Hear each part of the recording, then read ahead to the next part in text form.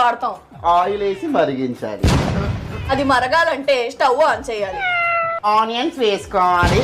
అంత పెద్ద పెద్ద ఆనియన్స్ వేయకూడదు, చిన్న చిన్నవి వేయాలి. ఎందుకు చిన్న చిన్నవి వేయాలి? తమరు గ్రేవీ దొబ్బి తింటారు కనుక గ్రేవీకి చిన్న ఆనియన్స్ వేయాలి.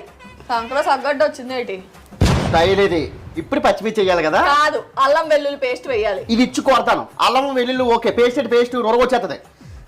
అబ్బా, ఇప్పుడు చికెన్ వేయాలి. దాన్ని కడిగి వేయాలి, లేకపోతే కంపు కొడుతుంది సౌండ్ కదవా. నాకు తెలిసి ఆ విషయం, అందుకని గ్లాస్ తో వాటర్ కూడా పక్కన పెట్టాను.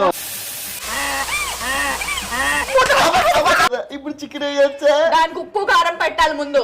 ఇది పెరుగు డబ్బా కదా, ఇందులో కారం కూడా పెడతారా? పెడతారు. ఏం చేస్తున్నావు నాన్న? కారం పెడుతున్నానమ్మా. గంధం తీసుకొస్తాను, బొట్టు పెట్టు, సీమంతం చేద్దాం. మరి గాజులు? ఉప్పు కారం అయితే ఓకే, పెరిగేది పెరిగానో ఉంది ఇది. ఇప్పుడు నిమ్మకాయ కూడా వేయాలి. ఇంకొంచెం షుగర్ కూడా వేసి షర్బత్ తాగుతారు కలిసి కూర్చొని.